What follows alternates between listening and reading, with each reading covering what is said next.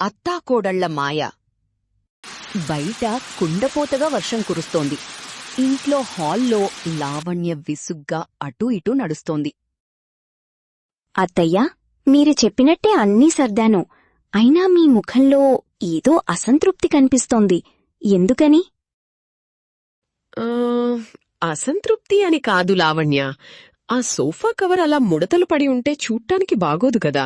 కాస్త సరిగ్గా సర్దితే బావుండేది. అయ్యో, దానికంతా ఆలోచించాలా అత్తయ్యా? ఉదయం నుంచి 100 సార్లు సర్దాను. ఎవరో ఒకరు కూర్చుంటే మళ్ళీ ముడత పడుతుంది కదా. అదే మరి, మీ తరం వాళ్లకి ఓపిక తక్కువ. పనిని శ్రద్ధగా ఎలా చెయ్యాలో నేర్చుకోవాలి. మా కాలంలో అయితే...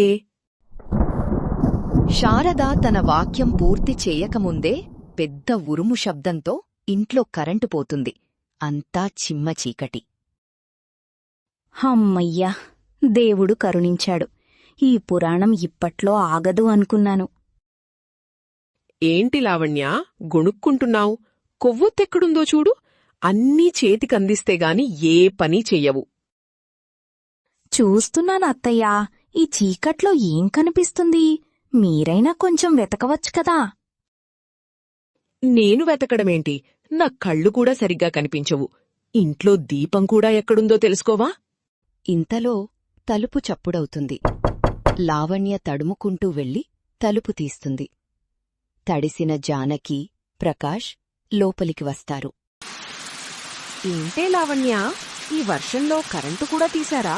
కనీసం దీపం కూడా పెట్టలేకపోయావా? అమ్మా, మీరా? చెప్పకుండా వచ్చారేంటి? ఇప్పుడే పోయింది కరెంటు. వెతుకుతున్నాను. సర్లే అమ్మా, ముందు లోపలికి రానివ్వు. బయట వాన దంచి కొడుతోంది. రండి వదినా, బావగారు ఈ అకాల వర్షంలో వచ్చారు. లావణ్య, ముందు వాళ్ళకి తుడుచుకోడానికి టవలివ్వు. హమ్మయ్యా, ఒకరు పోతే ఇద్దరొచ్చారు. ఈ రోజుకి నా పని అయిపోయింది. ఇక మొదలవుతుంది అస్సలు నాటకం. మరుసటి రోజు ఉదయం వంటగదిలో లావణ్య కాఫీ కలుపుతుండగా శారద, జానకి అక్కడే ఉన్నారు. లావణ్య, అత్తగారికి కాఫీలో చక్కెర తక్కువ వెయ్యాలి కదా. నీకింకా అలవాటు కాలేదా? అదే చేస్తున్నానమ్మా. నేను రోజూ ఇచ్చేదాన్నే కదా, నాకు బాగా తెలుసు. చూసారా వదినా, చెప్పిందే చెప్తే తనకి కోపమొస్తుంది. అందుకే నేను చెప్పడం మానేశాను. అయ్యో అత్తయ్యా, నేనెప్పుడు కోప్పడ్డాను? మీరలా అనుకుంటే నేనేం చేయను చెప్పండి. శారద ముఖం చిట్లించుకుని అక్కడి నుండి వెళ్ళిపోతుంది. అత్తగారితో అలా మాట్లాడకూడదమ్మా. కొంచెం సర్దుకుపోవాలి. ఆవిడ పెద్దది, ఏదో అంటుంది. నువ్వైనా నన్ను అర్థం చేసుకుంటావనుకున్నానమ్మా. ఇక్కడ చూడు, ఈ కాఫీ పొడి డబ్బా మూత సరిగ్గా పెట్టలేదు. గాలిపోతే వాసన పోతుంది. అయ్యో, ఆ మాత్రం దానికంత గొడవ చెయ్యాలా? మూత పెట్టడం ఎంతసేపు పని? నీకీ మధ్య ఓపిక తగ్గిపోతోంది. ఏంటిది? ఇదే మాట కదా నిన్న అత్తయ్యన్నారు. అమ్మ కూడా ఇలాగే అంటోందేంటి? ఏంటాలోచిస్తున్నావ్? ఆ కూరగాయలు అలా పడేయకుండా నీట్గా కట్ చెయ్. మీ అత్తగారు చూస్తే ఏమనుకుంటారు? సరే అమ్మా, చేస్తాను. మీరు కంగారు పడకండి. నేనంతా చూసుకుని కాఫీ తెస్తాను. లావణ్య ముఖంలో ఆశ్చర్యం, అయోమయం స్పష్టంగా కనిపిస్తాయి. తన తల్లి మాటలు అత్తగారి మాటల్లాగే ఉన్నాయని గ్రహించి నిశ్శబ్దంగా ఉండిపోతుంది. లావణ్య ఇంటి ముందు వరండాలో నిలబడి ఫోన్లో మాట్లాడుతోంది. పక్కింటి పంకజం గోడ పక్కనుండి దొంగచాటుగా వింటోంది. లేదు స్నేహ, అత్తయ్య ఒక్కరే కాదు, మా అమ్మ కూడా మొదలుపెట్టింది. ఆవిడ మాటలు ఈవిడ మాటలు ఒకేలా ఉన్నాయి. నాకేమీ అర్థం కావడం లేదు. ఓహో, అత్తతో పాటు సొంత తల్లి కూడా కోడల్ని వేధిస్తోందన్నమాట. ఇదో కొత్త రకం డ్రామా. విషయం కనుక్కోవాలి. నేను చీర కట్టుకునే విధానం దగ్గర్నుండి వాళ్లకి నచ్చిన సీరియల్ పెట్టలేదని కూడా మాటలంటున్నారు. ప్రతీదీ ఓ పెద్ద నేరంలా చూస్తున్నారు. అమ్మమ్మో, బట్టలు కట్టుకోవడం మీద కూడా ఆంక్షలా? ఏదో పెద్ద కుట్ర జరుగుతోంది. అవును, చిన్న చిన్న విషయాలకే విమర్శిస్తున్నారు. ఇంట్లో ఉండాలంటేనే చిరాకుగా ఉంది. ఏదో పెద్ద యుద్ధం చేస్తున్నట్టుంది. యుద్ధమా? అమ్మ బాబోయ్, ఇంట్లో యుద్ధాలు జరుగుతున్నాయా? ఏ విషయంలోనో? ఆస్తి గొడవలేమో. లావణ్య ఫోన్ పెట్టేసి లోపలికి వెళ్ళిపోతుంది. పంకజం వెంటనే మరో పక్కింటి కమలతో మాట్లాడటానికి పరుగు తీస్తుంది. కమలా, కమలా, పనులన్నీ ఆపి ఒక్క నిమిషమిలారా, అర్జెంట్ విషయం. ఏమైంది పంకజం? అగ్గిమీద గుగ్గిలంలా అరుస్తున్నావు. ఇప్పుడే కదా కూరగాయలు తరుగుతున్నాను. అగ్గా, ఇక్కడ లంకే దహనమవుతుంటే నీకు కూరగాయలు ముఖ్యమా? మన పక్కింటి శారదగారింట్లో పెద్ద గొడవ జరుగుతోంది. గొడవ? ఎవరికి? ఉదయాన్నే ప్రశాంతంగానే ఉంది కదా ఇల్లంతా. అదే మాయా. పైన ప్రశాంతంగా ఉన్నా లోపల అగ్నిపర్వతాలు బద్దలవుతున్నాయి. ఆ కొత్త కోడలు లావణ్యని అత్త, కన్నతల్లి ఇద్దరూ కలిసి ఏడుపిస్తున్నారు. కన్నతల్లా? ఇదేం విడ్డూరం! కూతుర్నెవరైనా అలా అంటారా? విడ్డూరం కాదు, వెనకాల పెద్ద కథే ఉంది. ఆస్తి కోసం గొడవట. నేనే నా చెవులతో విన్నాను. లావణ్య యుద్ధం జరుగుతోందని ఫోన్లో ఎవరికో చెప్తోంది. ఆస్తా? వాళ్లకేం తక్కువని? శారదగారికి ఉన్న పొలాలకి, ఇంటికి తక్కువేమీ లేదు కదా. డబ్బున్న వాళ్లకే ఆశ ఎక్కువ కమలా.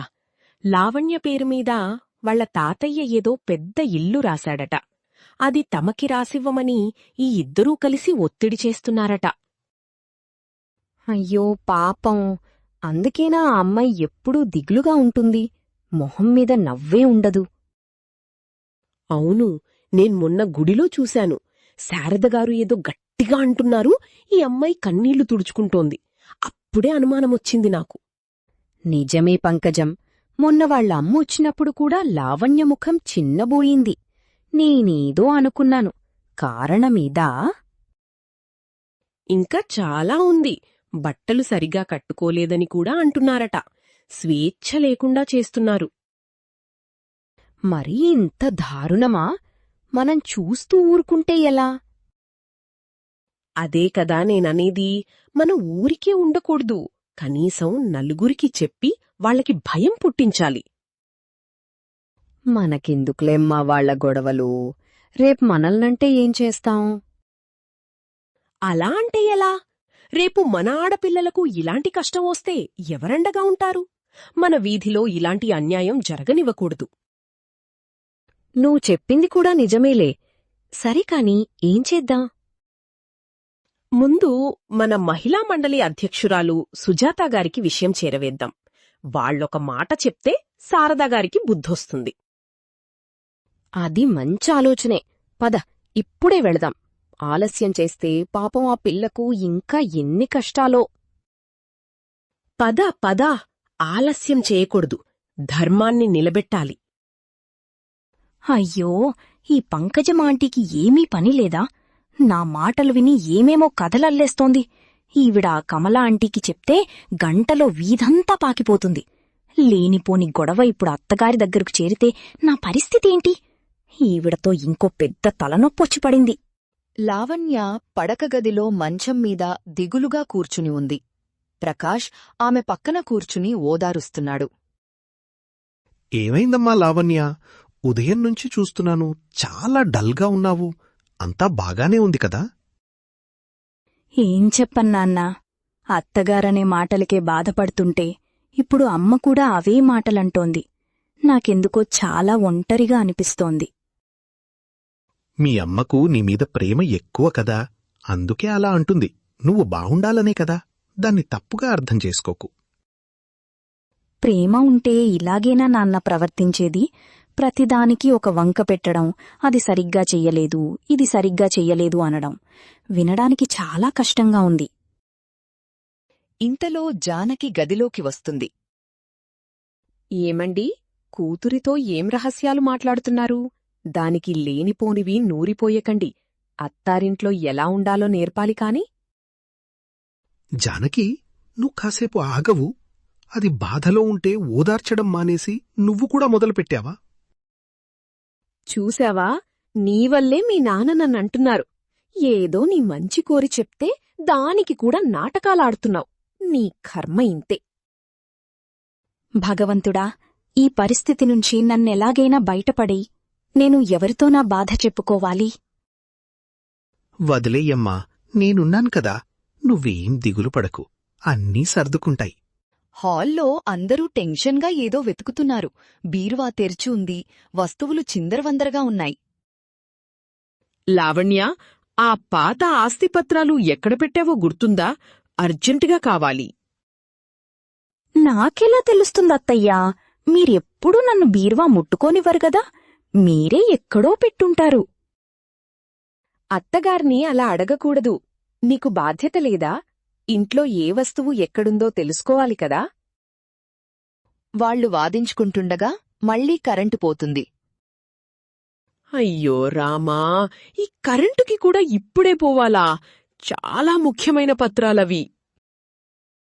వదినాగారు, కంగారు పడకండి. టార్చ్ లైట్ ఉందా? వెతుకుదాం. అత్తయ్య, డ్రాయర్లో టార్చ్ ఉండాలి. ఒక్క నిమిషం. అమ్మో, చీకటి. ఎక్కడ ఏ పురుగుందో ఏంటో. ఎవరైనా నా కాలు తొక్కారేంటి? నేనే వదినా, కంగారు పడకండి. చీకట్లో కాలు జారింది. లావణ్య టార్చ్ వెలిగించి వెతుకుతుండగా సుబ్బమ్మ అంటే బామ్మ నెమ్మదిగా మాట్లాడుతుంది.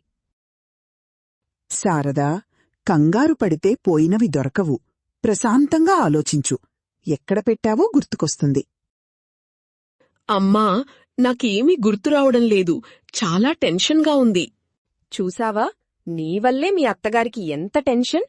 నువ్వే సరిగ్గా సర్దుంటే ఈ గొడవ ఉండేది కాదు. అమ్మా, ప్లీజ్, సంబంధం లేనిదానికి కూడా నన్నే అంటావేంటి? నేను నిజంగా చూడ్లేదు. ఇంతలో కరెంటు వస్తుంది. అందరూ ఒకరి ముఖాలు ఒకరు చూసుకుని నిట్టూరుస్తారు. పత్రాలు మాత్రం దొరకలేదు. వంటగదిలో శారద ఫోన్లో మాట్లాడుతోంది. ఆమె ముఖం చాలా సీరియస్గా ఉంది. లావణ్య పక్కనే కూరగాయలు తరుగుతూ గమనిస్తోంది. అక్కయ్యా, నేను చూసుకుంటాను కదా. నువ్వు ప్రతిదానికి కంగారు పడకు. పత్రాలు ఇంట్లోనే ఎక్కడో ఉంటాయి. ఏం చూసుకుంటావే? ఆ వచ్చిన కోడలు ఎలా ఉందో ఏంటో. ఈ కాలం పిల్లల్ని నమ్మడానికి లేదు. అన్నీ నీ చేతిలోనే ఉంచుకో. లావణ్య మంచి పిల్లే అక్కయ్యా, అలాంటిదేమీ కాదు. మంచి చెడ్డ తర్వాత. ముందు ఇంటి పగ్గాలు నీ చేతిలో ఉండాలి. కోడలికి ఎక్కువ స్వేచ్ఛ ఇవ్వకు. నేను మా ఇంట్లో ఎలా అదుపులో పెట్టానో చూశావు కదా, అలా ఉండాలి. ఓహో, అత్తగారి వెనక ఇంత కథ ఉందా? ఈవిడి పెదమ్మగారు ఫోన్లోనే ఇంతలా శాసిస్తుంటే ఆ అత్తగారు మాత్రం ఏం చేస్తారు పాపం. సరేలే అక్కయ్యా, నేను తర్వాత ఫోన్ చేస్తాను. ఇప్పుడు పనిలో ఉన్నాను. శారద ఫోన్ పెట్టేసి భారంగా నిట్టూరుస్తుంది. ఆమె కళ్లలో ఒత్తిడి, నిస్సహాయత లావణ్యకు స్పష్టంగా కనిపిస్తాయి. ఏంటలా చూస్తున్నావ్? నీ పని నువ్వు చేసుకో. ఏమీ లేదత్తయ్యా, ఉల్లిపాయ ఘాటుకి కళ్లలో నీళ్లొచ్చాయంతే. మొదటిసారిగా లావణ్యకు తన అత్తగారిమీద జాలి కలుగుతుంది. పంకజం మళ్లీ ఇంటి ముందు ప్రత్యక్షమైంది. శారద, లావణ్య వరండాలో నిలబడి ఉన్నారు. ఏంటమ్మా శారదా, ఇంట్లో పెద్ద గొడవలు జరుగుతున్నాయటగా. ఆస్తిపత్రాల కోసం మీ అక్కగారు ఫోన్ చేసి మరీ క్లాస్ తీసుకున్నారట. కోడల్ని ఓ కంట కనిపెట్టమని చెప్పారట. నిజమేనా? నీకెవరు చెప్పారు ఈ మాటలన్నీ? మా ఇంట్లో ఏం జరిగితే నీకెందుకు? అనవసరమైనవి పట్టించుకోకు. చూశావా అమ్మా లావణ్య, నీకు ఎంత కష్టమొచ్చిందో. సొంత తల్లి ఒకవైపు, అత్తగారి అక్క ఒకవైపు, మధ్యలో నువ్వు నలిగిపోతున్నావు. ఊరంతా ఇదే మాటనుకుంటున్నారు. పంకజమాంటీ, మీరనుకుంటున్నట్టు ఇక్కడ ఏమీ జరగడం లేదు. దయచేసి లేనిపోనివి కల్పించి చెప్పకండి. అయ్యో, దాచితే దాగే నిజాలు కావమ్మా ఇవి. ఆ పత్రాలు లావణ్య వాళ్ళ అమ్మగారి దగ్గర ఉన్నాయని కూడా అనుకుంటున్నారు. అందుకే ఆమె ఇక్కడికి వచ్చిందని గుసగుసలు. నోరు మూయి. మా వదిన గురించి ఒక్క మాట తప్పుగా మాట్లాడినా మర్యాదగా ఉండదు. ఇక్కడ్నుంచి వెళ్తావా లేదా? అమ్మో, ఎంత పొగరు వీళ్ళకి! నిజం చెప్తే నిష్ఠూరంగా ఉంది. జరగాల్సింది జరిగాకే వీళ్ళకి బుద్ధొస్తుంది. చూసారా అత్తయ్యా, ఈవిడ వల్ల మన పరువు పోయేలా ఉంది. మా అమ్మ గురించి కూడా తప్పుగా మాట్లాడుతోంది. ఇదంతా నీవల్లే. నువ్వు ఫోన్లో ఎవరితోనో వాగకపోతే ఈవిడికింత విషయం తెలిసేది కాదు. శారద కోపంగా లోపలికి వెళ్ళిపోతుంది. లావణ్య నిస్సహాయంగా అక్కడే నిలబడిపోతుంది. లావణ్య పరుగెత్తుకుంటూ పడకగదిలోకి వస్తుంది. ఆమె వెనకే తల్లి జానకి, తండ్రి ప్రకాష్ వస్తారు. ఆమె కళ్ళు ఎర్రగా ఉన్నాయి. అలా మధ్యలో లేచి రావడం పద్ధతేనా? నేను నీ మంచికే చెబుతుంటే వినవా? నా మంచికా అమ్మా, లేక పక్కింటి పంకజంగారి ముందు మన పరువు నిలబెట్టడానికా? జానకి, కాసేపు ఊరుకో. అదప్పుడే గొడవపడి వచ్చింది. నువ్వు కూడా మొదలుపెట్టకు. మీరెప్పుడూ ఇంతే. దాన్ని వెనకేసుకురావటమే మీ పని. అక్కడ ఊరంతా ఏమనుకుంటున్నారో మీకు తెలుసా? ఏమనుకుంటే నాకేంటమ్మా, నా బాధ కన్నా నీకు వాళ్ల మాటలే ఎక్కువయ్యాయా? బాధ? 4 మాటలు పడితేనే బాధ వచ్చేస్తుందా? సర్దుకుపోవాలి. అత్తగారంటే అమ్మతో సమానం. అత్తగారు ఎప్పుడూ నన్ను కూతురిలా చూడలేదు. నేను మాత్రం కోడలిగా అన్ని బాధ్యతలు మోయాలా? లావణ్య, అలా మాట్లాడకూడదమ్మా. శారదగారు మనస్సు మంచిదే, కాని కానీ గీని ఏమీ లేదు. అంతా దీని మొండితనం.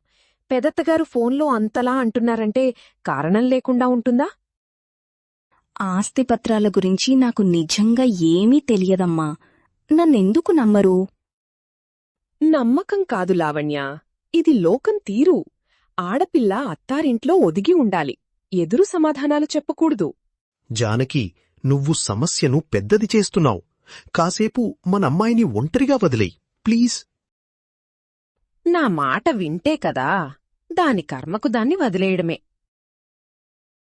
ఏడవకు తల్లి, అంతా సర్దుకుంటుంది. నేనున్నాను కదా. ప్రకాష్ వెళ్ళిపోగానే లావణ్య మంచం మీద కూలబడి వెక్కి వెక్కి ఏడుస్తుంది. కాసేపటికి కన్నీళ్లు తుడుచుకుని ధైర్యం తెచ్చుకుని పాత చెక్క అల్మారా తెరుస్తుంది. తన పాత సర్టిఫికెట్లు వెతుకుతుండగా ఆమె చేతికి ఒక పాత దుమ్ము పట్టిన పుస్తకం తగులుతుంది. ఇదేంటి పుస్తకం? ఎప్పుడూ చూడలేదే. దీనిమీద మాయలెక్కల పుస్తకం అని రాసి ఉంది. వింతగా ఉందే. లావణ్య ఆసక్తిగా పుస్తకం తెరుస్తుంది. దాని పేజీలన్నీ ఖాళీగా ఉంటాయి. ఆమె నిరాశగా దాన్ని పక్కన పెట్టబోతుండగా అక్షరాలు వాటంతటవే ప్రత్యక్షమవడం మొదలవుతాయి. శారద లావణ్య కోసం రాత్రిపూట నడున్నొప్పితో బాధపడుతూ కూడా పచ్చడి రుబ్బింది. ఈ శ్రమ గుర్తించబడలేదు. లావణ్య అత్తగారికి ఇష్టమని మార్కెటంతా తిరిగి మల్లెపూలు తెచ్చింది. ఆ ప్రేమ తెలియజేయబడలేదు. లావణ్య కళ్ళు పెద్దవవుతాయి. ఆ పుస్తకం వారి మధ్య జరిగిన గొడవలను కాదు, ఒకరికొకరు చేసుకున్న మంచి పనులను, చెప్పబడని భావాలను నమోదు చేస్తోంది. ఇదేంటిది? అత్తయ్య నాకోసం ఇదంతా చేశారా? నాకెప్పుడూ చెప్పలేదే. ఆ రోజు నడుంనొప్పన్నారు. నేనేదో పని ఒత్తిడిలో పట్టించుకోలేదు. నేను తెచ్చిన పూలు చూసి ఆమె ముఖం విప్పారడం నేను గమనించలేదే. జానకి కూతురు అత్తారింట్లో కష్టపడుతుందేమోనని భయంతో అనవసర సలహాలిస్తోంది. ఆ భయం అర్థం చేసుకోబడలేదు. శారద తన అక్క మాటల నుంచి లావణ్యను కాపాడటానికి ప్రయత్నిస్తోంది. ఆ రక్షణ కనిపించడంలేదు. అమ్మ నన్ను అపార్థం చేసుకోవట్లేదు. నాకోసం భయపడుతోందా? అత్తయ్య నన్ను తిడుతున్నట్టే ఉండి పెదత్తయ్య నుంచి కాపాడుతున్నారా? ఇదెలా సాధ్యం? ఆమె పుస్తకంలో మరో పేజీ తిప్పుతుంది. అక్కడ తన తండ్రి గురించి రాసి ఉంది. ప్రకాష్ కూతురి కన్నీళ్లు చూడలేక, భార్యతో వాదించలేక మౌనంగా మథనపడుతున్నాడు. ఆ నిశ్శబ్దపు నొప్పి ఎవ్వరికీ వినిపించటం లేదు.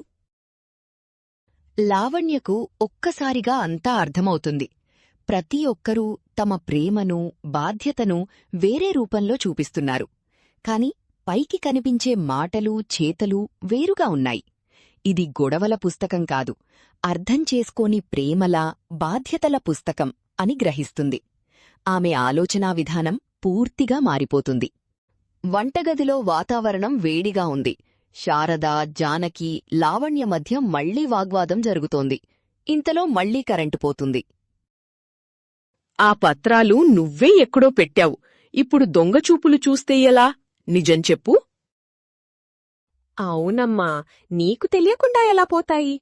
మీ అత్తగారిని ఇంత బాధ పెట్టడం నీకు మంచిది కాదు. అత్తయ్యా, నేను నిజంగా తీయలేదు. దయచేసి నన్ను నమ్మండి.